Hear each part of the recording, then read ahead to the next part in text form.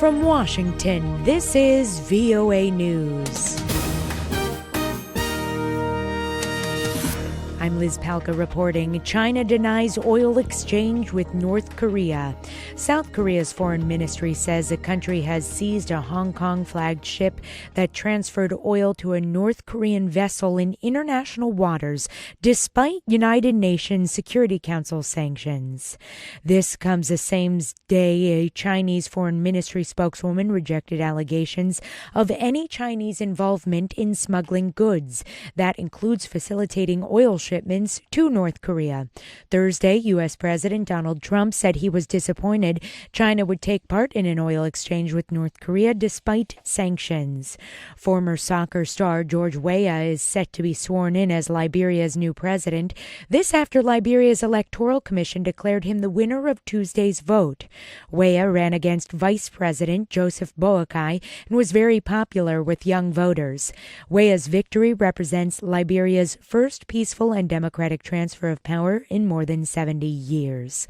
In Zimbabwe's capital of Harare, some residents are calling on the mayor to step down because of chronic bad tap water. Some parts of the capital city have gone for weeks or months with dry taps, while others complain of muddy, colored, and smelly drinking water. Residents directed their anger at Mayor Bernard Manyanyeni during a public meeting Friday. Linda Masarira is one of the residents. From here, we're going to make an appointment with the local government minister. Since the mayor said his hands are tied, if we don't get any luck there, we go to the president's office. We'll go all the way until safe, clean water is coming out of our taps. Some said they fear the situation will escalate unless Manyanyeni steps down. The mayor said he won't resign, but he won't seek re-election. This is VOA News. The United States is preparing to shift its approach in Syria. The government said Friday it pledges to help with the initial recovery following the collapse of the Islamic State's caliphate. U.S.-backed forces liberated the terror group's Syrian capital of Raqqa this past October. Since then, Syrian Democratic Forces have focused their efforts on eradicating remnants of the Islamic State. U.S. Defense Secretary Jim Mattis said there will be more U.S. diplomats on the ground in what he called a terrain-seizing approach. He offered no timeline for when personnel would arrive in Syria. At least 2 attackers opened fire on a Coptic church outside of Cairo Friday, just over a week before Orthodox Christmas celebrations in Egypt. Edward Uranian reports for VOA from Cairo. Amateur video showed people scrambling for cover as a gun battle rages between Egyptian security forces and militants attacking the Mar Mina Coptic church in the Cairo suburb of Helwan. One of the attackers was killed by police and another was apprehended. Egyptian Health Ministry spokesman Khalid Magahed told Arab media that victims of the attack were taken to several hospitals in the region of Helwan.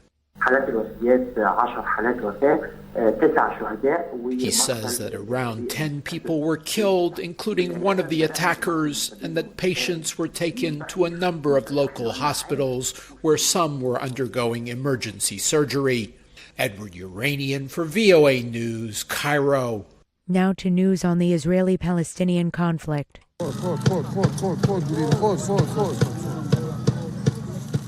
Israeli tanks and aircraft struck the Gaza Strip Friday after 3 rockets were fired from the Palestinian enclave towards Israel. This according to Palestinian and Israeli military sources. The attacks occurred as thousands of Palestinians took to the streets of Gaza and the occupied West Bank for a 4th straight day. Dozens are said to have been injured Friday. The groups were out in protest of U.S. President Trump's decision earlier this month to recognize Jerusalem as Israel's capital. Both Israel and Palestine claim the Holy City as their capital. More than 3 months after Hurricane Maria, Puerto Rico authorities say that nearly half of power customers in the U.S. territory still lack electricity. Officials said Friday that 55% of the nearly 1.5 million customers have power. This is the first time the government has provided this statistic since the mid-September Category 4 storm. And I'm Liz Palka reporting from Washington. That's the latest world news from VOA.